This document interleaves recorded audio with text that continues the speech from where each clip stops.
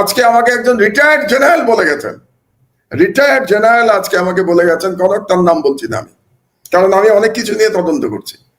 তিনি বলে গেছেন তারেক সিদ্দিকীর বাড়িতে বস্তা বস্তার টাকা পাঠানো হতো এবং তারেক সিদ্দিকী সেই টাকা, তার স্ত্রীও সেই টাকা ম্যানেজ করতেন, যেটা কিন্তু কর্নেল শহীদও বলেছিল লন্ডন থেকে, তারেক সিদ্দিকীর স্ত্রীর কথা। এবং এই তারেক সিদ্দিকী নিজে ঠিক করতো কোন সেনাবাহিনীর অফিসারকে সাজা দেওয়া হবে, কাকে আর্মি থেকে বের করে দেওয়া হবে, মিথ্যা অপবাদ দেওয়া হবে, কাকে মানে প্রমোশন দেওয়া হবে। এবং এই তারেক সিদ্দিকী রয়ের সাথে মিলে বাংলাদেশ সেনাবাহিনীকে 15 বছর ধরে ধ্বংস করেছে। তখন সেনাবাহিনীর মনে হয় নাই যে তাদের প্রতিবাদ করা উচিত, তখন সেনাবাহিনীর ইজ্জত যায় নাই। যখন বিডিআর, তথাকথিত বিডিআর বিদ্রোহে যখন সেনাবাহিনীর অফিসাররা ম্যাসাকার্ড হয়েছে আর মঈন এবং অন্য জেনারেল সাহেবরা চুপ করে দাঁড়িয়ে দাঁড়িয়ে তামাশা দেখেছেন, তখন সেনাবাহিনীর ইজ্জত যায় নাই। আর আজকে ইজ্জত যাচ্ছে, এই আয়নাঘর পরিদর্শনে গেলে ইজ্জত যাচ্ছে, আয়নাঘর যারা বানিয়েছে তাদেরকে সাজা দিলে ইজ্জত যাচ্ছে সেনাবাহিনীর। এটা কেমন ইজ্জত? আমি তো এই ইজ্জতের কোনো মানে বুঝতে পারছি না। বরং আমি মনে করি বর্তমান সেনাবাহিনী যারা চালাচ্ছেন, সেনাপ্রধান সহ, তাদের দায়িত্ব এই অপরাধের কোনো দায়ভার না নেয়া। তাদের বলা উচিত সবাই মিলে আমরা এর জন্য দায়ী না, এবং এর জন্য যারা দায়ী তাদের বিরুদ্ধে আমরাই ব্যবস্থা নেব। আপনারা ব্যবস্থা নেন, আপনারা কোর্ট মার্শাল করেন, তাদেরকে কোর্ট মার্শাল করে তাদেরকে বিচারের আওতায় আনেন। এবং মাহমুদ ভাই, কোনোটাই কিন্তু অপারেশন অর্ডার করে সুনির্দিষ্ট দায়িত্ব দেয়া না। প্রত্যেকেই অতি উৎসাহী ভূমিকায় যে হাসিনার গুডবুকে ওঠার জন্য, ব্যক্তিগত লাভালাভের জন্য এই বিষয়গুলোর সঙ্গে যুক্ত হয়েছিলেন। যতটুকু তাই না, হাসিনার কল রেকর্ড আছে আমার কাছে, কনক, হাসিনার কল রেকর্ড আছে। হাসিনা কল রেকর্ডে সেনাবাহিনীর কর্মকর্তাদের, পুলিশকে এবং র্যাবকে নির্দেশ দিচ্ছে হেলিকপ্টার থেকে গুলি করার জন্য। সে নির্দেশ দিচ্ছে lethal weapon, lethal weapon, lethal শব্দ ব্যবহার করছে হাসিনা, লিথাল শব্দ ব্যবহার করে বলছে মানুষ খুন করবার জন্য। তো এটাতে সেনাবাহিনীর ইজ্জত যায় নাই যে শেখ হাসিনার কি অথরিটি আছে সরাসরি একজন সেনা কর্মকর্তা কিংবা পুলিশ কর্মকর্তাকে নির্দেশ দেয়া? কোন আইনে সে নির্দেশ দিতে পেরেছে? এটা কিন্তু ইউএন রিপোর্টে আছে যে হাসিনা একটা প্যারালাল, কি বলবো, এক ধরনের প্যারালাল কমান্ড স্ট্রাকচার তৈরি করেছিল হাসিনা, প্যারালাল কমান্ড স্ট্রাকচার। ওই কমান্ড স্ট্রাকচারের মাধ্যমে হাসিনা গণহত্যা চালিয়েছে। এই কারণেই কিন্তু আজকে আমার দেশে আমরা হেডলাইন করেছি যে হাসিনার কমান্ডে জুলাই গণহত্যা। আজকের হেডলাইনটা তো আপনি একটু আগে দেখালেন দর্শকদের। সে প্যারালাল কমান্ড স্ট্রাকচার, প্রবাবলি ওই প্যারালাল কমান্ড স্ট্রাকচার জেনারেল ওয়াকারকে বাইপাস করে সে করেছে। তো যদি বাইপাস করে থাকে, জেনারেল ওয়াকারকে বাইপাস করে, তো জেনারেল ওয়াকার কেন এটার দায়িত্ব নেবেন? তিনি কেন সেই সমস্ত অফিসারকে কোর্ট মার্শাল করবেন না যারা তার অর্ডার অবহেলা করে শেখ হাসিনার নির্দেশে কাজ করেছে? এটাই আমার প্রশ্ন। এখন আসলে আমার কাছেও মানে বিষয়গুলো খুব একটু মানে কি বলবো, খুবই জটিল এবং মনে হচ্ছে আর কি। যে আমার কাছে মনে হচ্ছে যে সেনাবাহিনী কেন এই দায়গুলো নিচ্ছে। এটা একটা সুযোগ সেনাবাহিনীকে নতুন করে রিবিল্ড করার। যে বদনামে তারা ভাগী হয়েছেন 2009-এর 1/11 থেকে 5ই আগস্ট পর্যন্ত, বা 5ই আগস্টের আগে, বা 5ই আগস্টের যে ভূমিকা, যেভাবেই হোক যে ভূমিকা, তাতে জনগণ স্বাগত জানিয়েছে এবং এটি বোধহয় ঠিক হচ্ছে না। আশা করি তারা যদি ভাবেন, আমার মনে হয় যে ভালো হবে। আর মাহমুদ, আপনি যদি দেখেন যে আয়নাঘরের এই বিভৎসতা বা এই বিবরণ, যেগুলো ধরেন আমরা আগে থেকে আসছিল, আজকে তো আর আয়নাঘর রিভিল হয়নি, আগে থেকে আসছিল। কর্নেল আয়নাঘরে জানেন, একটু মনে করিয়ে দিই কনক আপনাকে, 2010 সালে আমাকে 2010 সালে আয়নাঘরে নেওয়া হয়েছিল। অলমোস্ট 15 বছর। কবে থেকে চিন্তা করেন, এখন আমার আর কিছু বলার প্রয়োজন নাই। তো আপনি যদি দেখেন যে এখনো আপনি যদি মাহমুদ ভাই দেখেন যে আওয়ামী লীগের পক্ষ থেকে আয়নাঘরটাকে একটা নাটক হিসেবে বলা হচ্ছে, কোনো আয়নাঘর নাই, এগুলো বানানো হয়েছে। ওই যে স্টিলের যেই শক দেওয়ার যে চেয়ার, ওই চেয়ারটা নাকি নতুন করে বানায় নিয়ে যাওয়া হয়েছে। মানে এগুলো পড়ে আমি ভাবছিলাম যে যারা এই কথাগুলো বলছে, মানে তারা বা তাদের আত্মীয় পরিজন, বন্ধু বান্ধব, স্বজন, কেউ যেন কখনো জীবনে, মানে আল্লাহ মাফ করুক, এরকম পরিস্থিতি যেন মুখোমুখি না হতে হয় আর কি। মানে চেয়ারের কথা আপনাকে বলি একটু, এটা আমার ব্যক্তিগত অভিজ্ঞতার কথা। আপনি তো জানেন সচরাচর আমি ব্যক্তিগত প্রসঙ্গ উঠাই না, মানে আমার উপর দিয়ে কি কি গেছে এটাকে আপনাদেরকে আমি বলেছি, আমি বলি নাই কিন্তু আজকে কথা প্রসঙ্গে বলছি আর কি। এই যে চেয়ারের গল্প বললেন না, যে চেয়ার বানানো হয়েছে 2010 সালে, যেদিন আমাকে ডিবির রিমান্ড শেষ করে আমাকে পাঠানো হয়, সম্ভবত সেদিন তখনই কিন্তু আয়নাঘরে গেছিলাম আমি। তারপরে শেষ দিনে কি মনে করে তখন যিনি ডিবির প্রধান ছিলেন তার নাম ভুলে গেছি আমি, ভদ্রলোক খুব লম্বা এবং গায়ের রং বেশ কালো এবং স্বাস্থ্যবান, মানে বাঙালি হিসেবে না মনিরুল তো অত লম্বা চওড়া না, এটা অন্য আরেকজন ছিলেন ডিবির প্রধান, খুবই লম্বা চওড়া ছিলেন, খুবই লম্বা চওড়া, আনইউজুয়াল বাংলাদেশিদের তুলনায়। যাই হোক, তিনি আমাকে কি বলেছিলেন জানেন? শেখ হাসিনা নিজে জিজ্ঞাসা করেছে, ওই যে চেয়ারের কথা বললেন না, ওই চেয়ারে আমাকে চড়ানো হয়েছে কিনা, ওই চেয়ারে আমাকে ঘোরানো হয়েছে কিনা, এটা শেখ হাসিনা নিজে জিজ্ঞাসা করেছে 2010 সালে। তাহলে বুঝতে পারছেন যে এটা বানানো না। আমি এটা প্রমাণ করবার জন্য বললাম যে আওয়ামী লীগের যারা বলছে যে নির্লজ্জ আওয়ামী লীগের, যাদের মধ্যে কোনো অনুশোচনা নাই, এরা মানুষ নামের কলঙ্ক, পিশাচ, তারা বলছে যে এটা বানানো 2010 সালে। এই জন্য এই চেয়ারের গল্পটা বললাম আমি, যে আমার ব্যক্তিগত অভিজ্ঞতা আছে, অন্যের কথা কি বলবো আমি তো আয়নাঘরও দেখেছি, চেয়ারের গল্প শুনেছি, চেয়ারও দেখে এসেছি আমি কি কি টর্চার জিনিস দেখেছি জানেন? প্লাস দেখেছি, যেটা দিয়ে নখ তুলে নেওয়া হতো আয়নাঘরে, প্লাস দিয়ে নখ তুলে নেওয়া হতো, সেটা দেখেছি আমি। হাতুড়ি দেখেছি, যে হাতুড়ি দিয়ে আঙুল ভাঙা হতো। আমি ছোট ছোট করাত দেখেছি, যে করাত দিয়ে আঙুল কাটা হতো। এগুলো আমি নিজে দেখে এসেছি আয়নাঘরে। কিসের গল্প করে আওয়ামী লীগেররা? কিসের গল্প করে? সেটা আমার নিজের চোখে দেখা। এগুলা মানে আমি আসলে মাহমুদ ভাই, আমি খুবই মানে কি বলবো, আমার এগুলা বলতেও ইয়ে লাগে আর কি, যে এইসব আচরণ মানে কিভাবে মানুষ করে আর কি, আমি নিজেও বুঝি না, মানে একটা রাজনৈতিক দল কিভাবে এগুলো করে। তো মাহমুদ ভাই, আরেকটা প্রসঙ্গ বেশ আলোচনায় আসছে আজকে, তো আপনার আপনার আমার দেশে কিন্তু এটা নিয়ে আপনি তো একের পর একটা যেসব নিউজ করতেছেন মাহমুদ ভাই, মানে পরিস্থিতি জটিল হয়ে যাচ্ছে বাংলাদেশে আর কি। কোন মানুষ দিয়ে যাচ্ছে, মানুষ মনে করে কি জানেন, মাহমুদুর রহমানের কাছে গেলে এই নিউজ ছাপা হবে, কোন চাপের কাছে আমার দেশ সারেন্ডার করবে না। সুতরাং তথ্য থাকলে মাহমুদুর রহমানকে ছাপিয়ে দেবে, এটা হলো আমার এখন সুবিধা। না, এটা শুধু সুবিধা না, এটা অনেক গুরুত্বপূর্ণ বিষয় আপনি সামনে আসছেন। যেমন আমরা দেখছি যে শ্যামল দত্তের অ্যাকাউন্টে আছে 1042 কোটি টাকার লেনদেন হয়েছে। লেনদেন না, আমাদের হেডলাইনে একটা ভুল আছে, আমি নিজের ভুল নিজেই স্বীকার করে দিই। লেনদেন হয়েছে অ্যাকচুয়ালি 2100 কোটি টাকা। লেনদেনের ডেফিনেশনটা একটু বুঝাই আপনাকে। লেনদেন মানে হলো যে টাকা জমা হয় এবং যে টাকা উঠিয়ে নেওয়া হয়, এটা যোগ করাকে বলে লেনদেন। আমাদের হেডলাইন হওয়া উচিত ছিল শ্যামল দত্তের নামে 1000 কোটি টাকা জমা হয়েছিল। আপনি ভাবতে পারেন 1042 কোটি টাকা, 1042 কোটি টাকা কনক কার কাছে? শ্যামল দত্ত নামের একজন সম্পাদক। কোন পত্রিকার সম্পাদক? ভোরের কাগজ। ভোরের কাগজ কত কপি চলে জানেন? এখন তো বন্ধ হয়ে গেছে, জানেন বলে ভোরের কাগজ এখন বন্ধ, কিন্তু বন্ধ হওয়ার আগে কত কপি চলতো জানেন?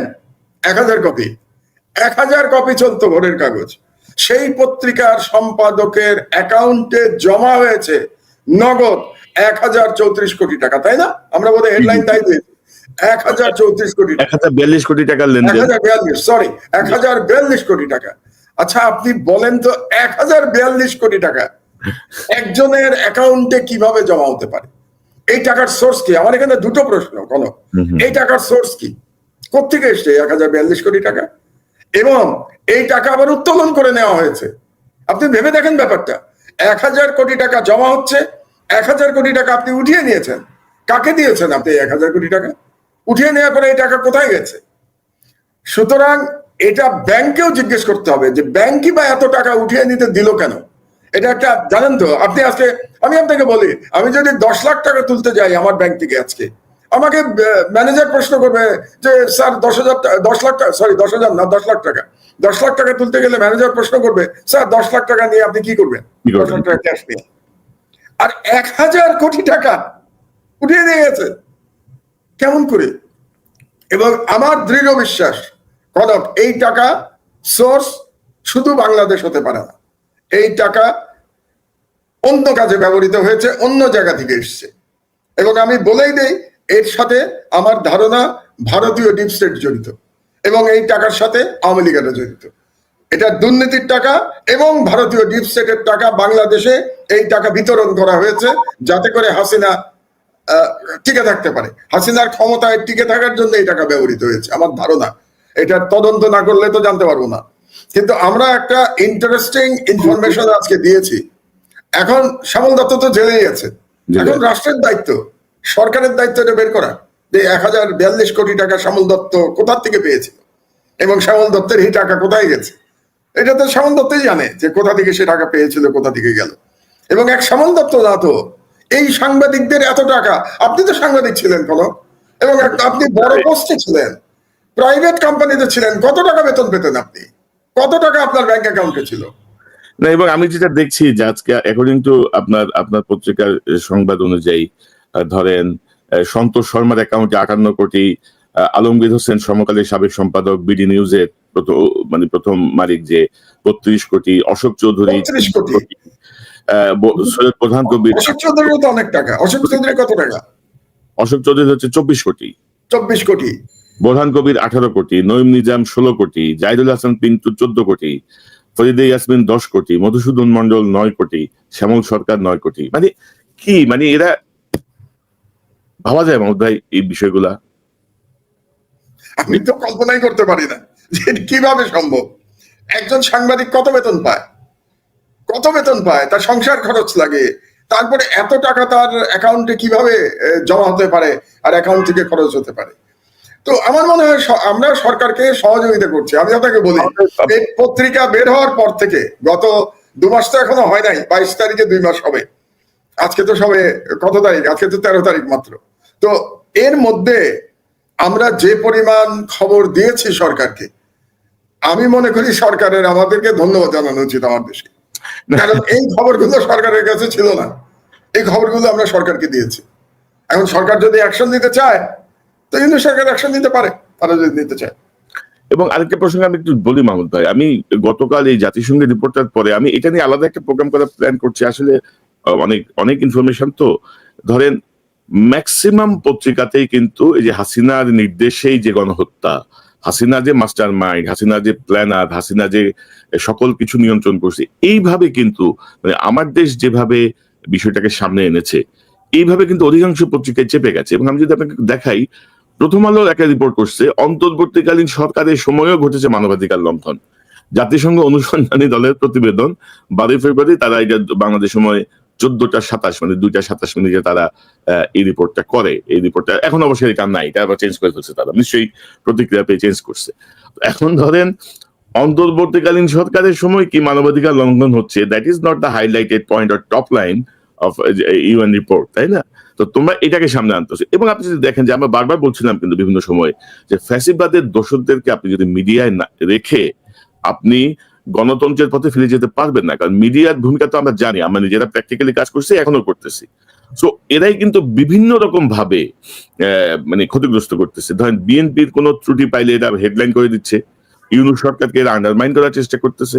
এবং ইউনূস সাহেবের যে অর্জনগুলো, এগুলো কিন্তু তারা ধরেন ওইভাবে প্রজেক্ট করে না। কিন্তু ধরেন যে আমিরাত থেকে যেভাবে বাংলাদেশিরা ছাড়া চলে আসলো, ইউরোপিয়ান দেশগুলো যেভাবে ভিসার ব্যবস্থাটা হয়ে গেল, বা আরো আরো বেশ কিছু বিষয় কিন্তু ধরেন আমাদের ইকোনমিক ক্ষেত্রে ধরেন যে সাহায্যগুলো আসলে পর্যন্ত, বাংলাদেশ বহু আগে কিন্তু মুক্তব্যে পড়ে যেত, কিন্তু ক্যাশ $1 বিলিয়ন, এগুলো কিন্তু হাইলাইটেড হচ্ছে না। কিন্তু আপনি দেখেন যে আমি খুব অবাক হয়েছি, প্রথম আলোর মতো একটা পত্রিকা মানে জাতিসংঘের রিপোর্ট নিয়ে তাদের শিরোনাম হচ্ছে অন্তর্বর্তী সরকারের সময় করছে মানবাধিকার লঙ্ঘন। কিন্তু প্রথম আলোর লোকজনই তো এই সরকারে আছে, এই সরকারে প্রথম আলোর লোকজন দিয়ে তো বোঝাই, তাই না? নাম নিতে গেলে তো এখন বিরাট তালিকা হয়ে যাবে না প্রথম আলোর। তো আমি আপনার জবাবটা আমি দেই যে আমার দেশ পারছে, এরা কেন পারছে না, এটার জবাবটা আমি আগে দেই। 3-4টা প্রশ্ন আপনি উত্থাপন করেছেন। আমার দেশ পারছে কেন জানেন? আমাদের এডিটোরিয়াল পলিসি খুব ক্লিয়ার। আমাদের এডিটোরিয়াল পলিসিটা কি?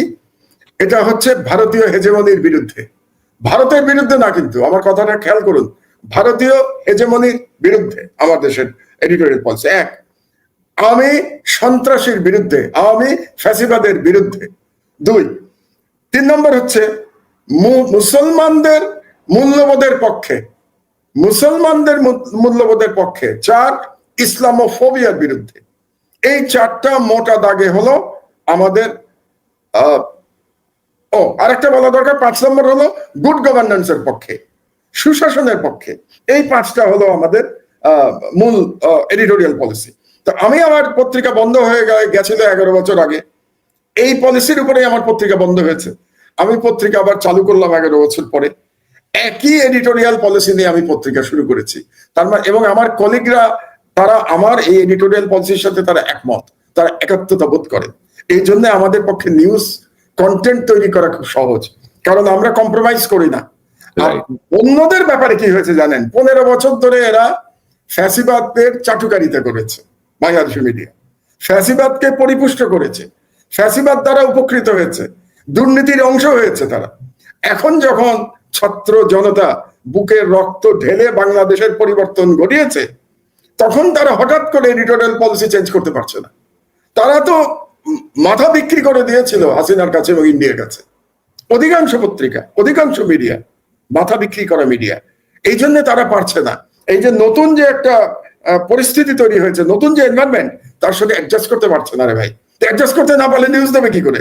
ওদের এডিটোরিয়াল পলিসি তো আগের জায়গায়, ইন্ডিয়ার দালালি, ফ্যাসিবাদের দালালি, দুর্নীতির পক্ষে। এখন হঠাৎ করে কিভাবে চেঞ্জ করবে? এই জন্য আপনি অন্য পত্রিকার সাথে আমার দেশের বিরাট পার্থক্য দেখতে পাচ্ছেন। এটা গেল একটা। দ্বিতীয় হলো, যেটা খুব মজার ব্যাপার, এই সাংবাদিকরা এখন ভোল পাল্টাচ্ছে।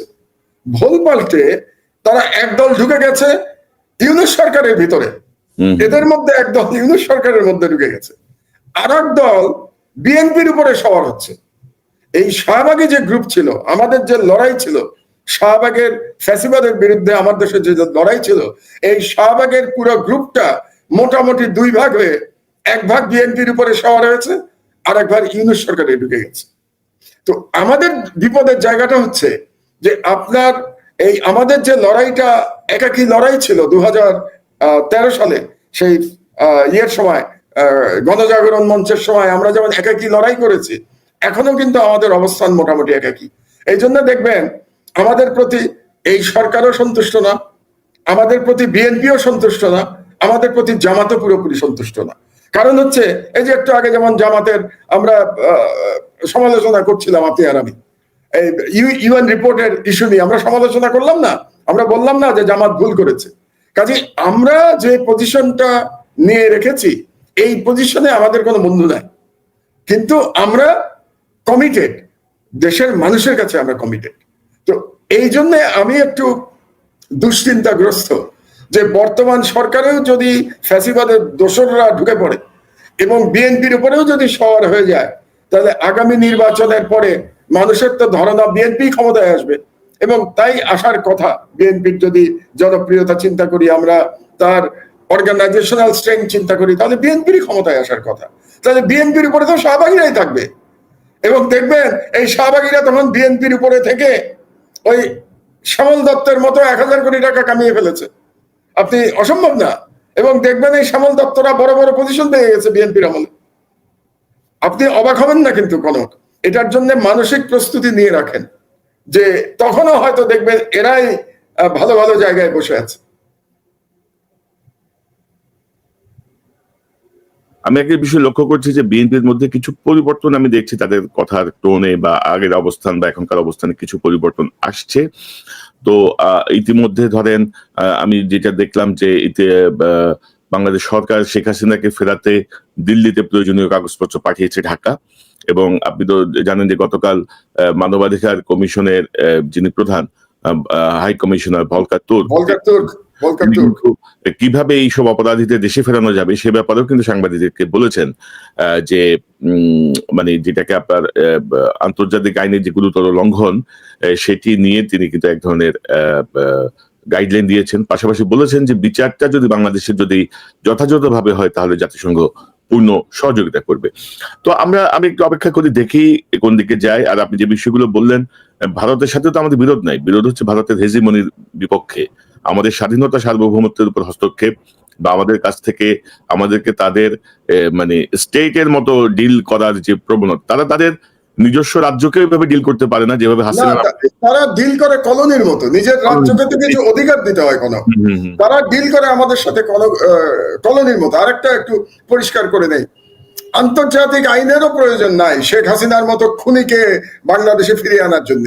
আপনি তো জানেন ভারতের সাথে বাংলাদেশ হাসিনার আমলেই বন্দি প্রত্যর্পণ চুক্তি করেছে, মানে বন্দি বিনিময় চুক্তি আমরা যেটাকে বলি, এই চুক্তি করা হয়েছে শেখ হাসিনার আমলে। তা যদি হয়ে থাকে এবং সেই চুক্তি যদি বলবৎ থাকে, ওই চুক্তির আলোকে তো আমি এখন শেখ হাসিনাকে ফিরিয়ে আনতে পারি। বাংলাদেশ সরকারের যেটা কর্তব্য, ইমিডিয়েটলি ইন্টারপোলে এখন রেড নোটিশ দেয়া, তার নামে অ্যারেস্ট ওয়ারেন্ট দিয়ে শেখ হাসিনার নামে ইন্টারপোলের রেড নোটিশ দেয়া। ইন্টারপোলের রেড নোটিশ দিয়ে দিলে এবং ইউএনএ রিপোর্টের পরে আমার ধারণা, সরকারে একসময় ছিলাম এই জন্য আমার ধারণা এই রিপোর্টের পরে ইন্টারপোল বাধ্য রেড নোটিশ অ্যাকসেপ্ট করার জন্য বা রেড নোটিশ মানে ঘোষণা করবার জন্য। তো রেড নোটিশ যদি ঘোষণা হয়ে যায়, ভারতের সাথে যেহেতু আমাদের বন্দি বিনিময় চুক্তি আছে, তো তার আলোকে আমি হাসিনাকে নিয়ে আসতে পারি। তো কারণ অন্যরা, আপনি হাসিনার সাথে আওয়ামী লীগের অন্য নেতাদের মধ্যে পার্থক্যটা কি জানেন? পার্থক্য হচ্ছে হাসিনা যে ভারতে, এটা ভারত নিজেই স্বীকার করেছে, কিন্তু আওয়ামী লীগের অন্য নেতাদের ব্যাপারে ভারত স্বীকার করে নাই। So India is under international obligation to hand over Hasina to us, because India স্বীকার করেছে যে হাসিনা তাদের কাছে আছে। এবং ইন্ডিয়ার ভেতরেও কিন্তু চাপ বাড়ছে, ইন্ডিয়ার ভেতরেও চাপ বাড়ছে। এখন কিন্তু আলোচনা হচ্ছে যে শেখ হাসিনাকে আর কতদিন তারা আশ্রয় দেবে এবং শেখ হাসিনাকে কেন্দ্র করে বাংলাদেশের সাথে সম্পর্ক কতটা নষ্ট করবে, এটা নিয়ে তাদের মধ্যে এক ধরনের বিতর্ক শুরু হয়েছে, তাদের পলিটিশিয়ানদের মধ্যে, এমনকি মিডিয়াতেও। তো আমার এখন এটাই কথা, যদি ভারত এখন হাসিনাকে ফেরত না দেয় বন্ধু বিনিময় চুক্তি অনুযায়ী, তাহলে চুক্তি লঙ্ঘন কে করছে? ভারত করছে চুক্তি লঙ্ঘন। কাজে এটা একটা ইউনূস সরকারের একটা বিরাট সুযোগ ভারতের উপরে চাপ সৃষ্টি করার, এবং আমার ধারণা যদি এটা করে ইউনূস সরকার, তাহলে আন্তর্জাতিক সমর্থন পাবে। পৃথিবীর সকল দেশ বাংলাদেশকে সমর্থন করবে, ইউনূস সরকারকে হাসিনাকে ফেরত আনার ব্যাপারে। তবে মাহমুদ ভাই, আমি খুব গভীর ভাবে ডক্টর ইউনূসের গত 6 মাসের ওনার বক্তৃতা, ওনার কথাবার্তা দেখছি। মানে ইউনূস সাহেবকে তো হালকা ভাবে নেওয়ার কোনো সুযোগ নাই আর কি। মানে অনেকে একটু আন্ডারএস্টিমেট করতে চাইছিল। আমার মনে হয় না যে ইউনূস সাহেব সেই জিনিস আর কি। উনি ওনার মতো করেই এগিয়ে যাচ্ছে। আমার মনে হয় যে কেউ যদি এটা করে, সে নিজে সর্বনাশ করবে। আপনি দেখেন না, ইউনূস সাহেব অসহায়ত্ব দেখাচ্ছেন যে নুরুল কবির ভাই সেদিন ইন্টারভিউতে সাহায্য নাকি আমলাতন্ত্র আটকায় রাখছে। তো মানে আমলাতন্ত্রের এত দুঃসাহস, মানে এরাও কে আন্ডারএস্টিমেট করতেছে ডক্টর ইউনূসকে। এরা বুঝতেছে না এখনো খেলা কোন দিকে যেতে পারে। তো মাহমুদ, আমরা প্রায় 1 ঘন্টা হয়ে গেল, আমি এটা শেষ করব। একটা বিষয় যে ধরেন, গতকাল জামাতে ইসলামী নির্বাচন কমিশনে গেছে, তারা কিন্তু কিছু সংস্কারের পরে নির্বাচনের কথা বলে এসছে, 23টি দফা তারা দিয়েছে। পাশাপাশি তারা স্থানীয় সরকার নির্বাচন আগে চাচ্ছে, জাতীয় নির্বাচনের আগে, মানে গ্রামগঞ্জ এগুলোকে গতিশীল রাখার জন্য। বিএনপি আবার মনে করছে স্থানীয় সরকার নির্বাচন যদি আগে হয় তাহলে এটি নির্বাচন আরো বিলম্বিত হবে। আপনার জাস্ট একটা অভিমত নিতে চাই আর কি, আপনি কিভাবে দেখছেন বিষয়টাকে? আমি দেখছি যে বিএনপি আর জামাতের মধ্যে এখন যে সম্পর্কটা, সেটা অনেকটা কামিং গভর্নমেন্ট এন্ড কামিং অপোজিশনের মধ্যে কার মতো সম্পর্ক। কারণ কামিং গভর্নমেন্ট বলতে আমার ধারণা যে বিএনপি ক্ষমতায় আসবে তার অর্গানাইজেশনাল স্ট্রেংথের কারণে, এবং কামিং অপোজিশন জামাতকেই আমি দেখতে পাচ্ছি। কারণ আওয়ামী লীগের নির্বাচন করার আমি কোনো সুযোগই দেখতে পাচ্ছি না। হ্যাঁ, আওয়ামী লীগের বিভিন্ন নেতারা স্বতন্ত্রভাবে হয়তো নির্বাচন করতে পারবে। আমি অ্যাজ এ পলিটিক্যাল অ্যানালিস্ট কিন্তু আপনাকে কথাটা বলছি, যেহেতু রাজনীতি নিয়ে বহুদিন লেখালেখি করি, পড়ার চেষ্টা করি, তো সেই হিসাবে আমি বলছি আওয়ামী লীগের পক্ষে দলগতভাবে নির্বাচনের কোনো সুযোগ এই রিপোর্টের পরে আমি আর দেখছি না। এতদিন ধরে বিএনপি এক ধরনের আওয়ামী পুনর্বাসনের ইঙ্গিত দিচ্ছিল যে তারা এই ব্যাপারে পজিটিভ, তারা আওয়ামী লীগকে ইলেকশনে চায়, কিন্তু এই রিপোর্টের পরে আমি জানি না বিএনপির নেতারা কোন মুখ নিয়ে জনগণকে বলবে যে আমরা আওয়ামী লীগকে নির্বাচনে চাই। কিভাবে বলতে পারে? তার মানে আপনারা কি গণহত্যাকারীকে চান? যারা এইভাবে হত্যা করেছে তাদেরকে আপনি নির্বাচনে চাচ্ছেন, তাদেরকে আপনি পলিটিক্যালি পুনর্বাসন করতে চাচ্ছেন। ভেরি ডিফিকাল্ট, বিএনপির জন্য ভেরি ডিফিকাল্ট। তা যদি হয় তাহলে আওয়ামী লীগের যারা স্বতন্ত্র প্রার্থী হয়ে যারা নির্বাচন করবেন তারা করবেন। আর আমরা যেটা শুনতে পাচ্ছি যে ছাত্ররা একটা দল করবে, এখনো এটা শোনা, আমরাও নিউজ করেছি আমাদের পত্রিকায়, এবং আমাদের মানে খবর অনুযায়ী ফেব্রুয়ারির মধ্যেই দল হওয়ার কথা। আমাদের খবর অনুযায়ী ফেব্রুয়ারির মধ্যে 2-1 জন ছাত্র মানে উপদেষ্টার পদত্যাগ করার কথা, এখনো হয় নাই। কিন্তু তারপরেও যেটা শুনতে পাচ্ছি তারা দল করবে। তাহলে প্রতিদ্বন্দ্বিতা করবে মোটামুটি 3টা দল, বিএনপি, জামাত এবং ছাত্রদের দল, আর স্বতন্ত্র আওয়ামী লীগেররা। আর এছাড়া ছোট ছোট দল যারা আছে তারা করতে পারে। বাট আমার মনে হয় ছোট দলগুলো এক ধরনের অ্যালায়েন্সের মধ্যে যাবে। কেউ কেউ হয়তো জামাতের সাথে অ্যালায়েন্স করবে, কেউ কেউ বিএনপির সাথে করবে, কেউ কেউ ছাত্রদের সাথেও করতে পারে। তো সেই হিসেবে এখন পর্যন্ত যে পলিটিক্যাল সিনারিও, তাতে মনে হচ্ছে বিএনপি ক্ষমতাসীন দল হবে, জামাত বিরোধী দল হবে। সুতরাং তাদের এখন যে তর্ক আপনি দেখতে পাচ্ছেন, সেই তর্কটা যেটা পার্লামেন্টে হবে, এটা এখনই শুরু হয়ে গেছে। এটা আমি এইভাবে দেখি, এবং আমি মনে করি এটা তো ভালো, গণতন্ত্রের জন্য ভালো। তো আমরা তো চাই গণতন্ত্রে একটা সরকারি দল থাকুক, একটা বিরোধী দল থাকুক। অনেকে এতদিন ধরে বলছিল, মানে এই রিপোর্ট আসার আগ পর্যন্ত বাংলাদেশে বিভিন্ন জায়গায় আমি শুনছিলাম কনক, যে বিএনপি চায় যে আওয়ামী লীগ বিরোধী দল হোক, মানে বিএনপি ক্ষমতায় থাকবে, আওয়ামী লীগ বিরোধী দল হবে এবং জামাত 3 নম্বরে থাকবে। এটা নাকি বিএনপির স্ট্র্যাটেজি। আমি জানি না, সত্য মিথ্যা বলতে পারবো না, কিন্তু এই রিপোর্টের পরে বিএনপির ওই স্ট্র্যাটেজি তো আর কাজে দিবে না। আওয়ামী লীগকে আপনি তো আর বিরোধী দল হিসেবে পাচ্ছেন না, তাহলে বিরোধী দল আপনি না চাইলেও জামাতকেই আপনার মেনে নিতে হচ্ছে বিরোধী দল হিসেবে। আর ছাত্রদের দল কতটা করতে পারবে কি পারবে না সেটা ভবিষ্যৎ বলে দেবে আমাকে, আমরা দেখবো কোথায় যায় দেশ। ওইটাই। এবং এবং ধরেন যে আমরা গতকাল আরেকটা গুরুত্বপূর্ণ ঘটনা ঘটছে, মির্জা ফখরুল মানে বিএনপির পক্ষ থেকে কিন্তু শেখ হাসিনাকে প্রধান আসামি করে 842 জনের হত্যার একটা তালিকা দিয়ে আন্তর্জাতিক অপরাধ ট্রাইব্যুনালে কিন্তু মামলা দায় অভিযোগ করা। এত সময় লাগলো? আমার একটাই প্রশ্ন, বিএনপির এত সময় লাগলো এটা করতে? বিএনপি কি ইউএন রিপোর্টের আগ পর্যন্ত তারা প্রয়োজন মনে করে নাই এটা করবার? এটা করার জন্য ইউএন রিপোর্টের জন্য দেরি করতে হয়েছে? এবং এই বিএনপির নেতারা কি একসময় ছাত্রলীগ নিষিদ্ধ হওয়াতে তারা দুঃখ প্রকাশ করেন নাই? এই বিএনপি কি একসময় শেখ মুজিবের ছবি নামানোতে দুঃখ প্রকাশ করেন নাই? এই বিএনপি কি শেখ মুজিবের মূর্তি ভাঙাকে বেশ মন খারাপ করেন নাই? এমনকি এই বিএনপি 32 নম্বর ভাঙা নিয়েও তো তাদের আপত্তি আছে, 32 নম্বর ভাঙা নিয়ে। তো এখন হঠাৎ করে তারা মামলা করতে যাচ্ছেন, তো কাজে বিএনপির রাজনীতি বোঝা একটু কঠিন। আমার যেটা মনে হয়, বিএনপির রাজনীতিতে নানা মতের লোকজন আছে, তো এক একবার এক এক ধরনের মতের লোকজন তাদের পলিসি নিয়ন্ত্রণ নিচ্ছে। এখন কে কখন নিয়ন্ত্রণ নেবে, কোন পন্থীরা কখন নিয়ন্ত্রণ নেবে বিএনপিতে, এটা বোঝা মুশকিল। কনক, তো আমরা দেখতে থাকি, আমরা মিডিয়ার লোক, আমি মিডিয়ার লোক, আমরা দেখতে থাকি। আমার অবজারভেশন, আপনি নিশ্চয়ই একমত হবেন যে 6 মাস পরে হাসিনা বক্তব্য দিবে, এই ঘটনাকে কেন্দ্র করে যা ঘটলো বাংলাদেশে, সেকেন্ড ওয়েভ বলবো আমি, বিপ্লবে ছাত্র জনতার যে বিপ্লব, তার সেকেন্ড ওয়েভ, এর মাধ্যমে ছাত্র জনতা কিন্তু আওয়ামী লীগের প্রতি অনমনীয়তা প্রদর্শন করেছে এবং দেশের মানুষও সেটিকে সমর্থন করেছে। এবং এখন কিন্তু আন্দোলন শুরু হয়েছে আওয়ামী লীগকে নিষিদ্ধ করার। তো আমার মনে হয় যে ছাত্র জনতার যে সজাগ অবস্থান, সেটিকে প্রধান সকল রাজনৈতিক দলেরই উপলব্ধি করেই তাদের রাজনৈতিক কৌশল ঠিক করা উচিত, না হলে কিন্তু তারাও ক্ষতিগ্রস্ত হবেন। আমি এতটুকু এখান থেকে বলতে চাই। মাহমুদ, আপনার শেষ মন্তব্য জানতে চাই। আমি যেটা বলতে চাই যে আওয়ামী লীগের প্রশ্নে আমাদের এই রাজনৈতিক দলগুলোর মধ্যে একটা একতা থাকা প্রয়োজন। মানে বিপ্লবকে সবারই ধারণ করা উচিত, জুলাই বিপ্লবকে সবারই সমর্থন করা উচিত। সেখানে ক্রেডিট নেয়া নিয়ে একটা কম্পিটিশন চলছে, এটা কি বিএনপির ক্রেডিট নাকি এটা শুধুমাত্র ছাত্রদের নাকি এটা জামাতের ক্রেডিট, এটা নিয়ে একটা রাজনৈতিক কম্পিটিশন থাকতেই পারে। কিন্তু বাংলাদেশের স্বাধীনতার প্রশ্নে তাদের একতাবদ্ধ থাকা উচিত। এবং এটার জন্য আমি আমার সাধ্যমতো আমি জোর দিয়ে বলে যাব যে আপনারা রাজনৈতিকভাবে যতই বিবাদ করুন না কেন, বাংলাদেশের সার্বভৌমত্বের প্রশ্নে এবং আওয়ামী ফ্যাসিবাদের প্রশ্নে আপনারা ঐক্যবদ্ধ থাকুন। জি, ডক্টর মাহমুদুর রহমান, আপনাকে অসংখ্য ধন্যবাদ আপনার মূল্যবান সময়ের জন্য। আমি নিশ্চয়ই নিকট ভবিষ্যতে আবার আপনাকে পাবো, অন্যান্য গুরুত্বপূর্ণ বিষয় নিয়ে আমরা কথা বলবো। ভালো থাকুন, আবারও দেখা হবে ইনশাআল্লাহ। দর্শক, এতক্ষণ যারা অনুষ্ঠান শুনলেন, নিশ্চয়ই আপনার আলোচনা মর্মার্থ উপলব্ধি করতে সক্ষম হবেন। সিচুয়েশন একদম পরিষ্কার ছবি দেখা যাচ্ছে জাতিসংঘের যে রিপোর্ট এবং তার যে প্রভাব বাংলাদেশের রাজনীতিতে। আশা করি আওয়ামী লীগ পন্থী যারা আছেন, আওয়ামী লীগের যারা আছেন, তারা বিষয়টাকে জটিল না করে, পরিস্থিতিকে জটিল না করে বাস্তবতা মেনে নিয়ে তারা আসলে তাদের কর্মসূচি ঠিক করবেন। কারণ শেখ হাসিনা আর ফিরে আসতে পারবে না রাজনীতিতে, এটাই বাস্তবতা। শুধু রাজনীতিতে না, পুরো পৃথিবী জুড়েই শেখ হাসিনা এখন আসলে একঘরে হয়ে পড়েছেন।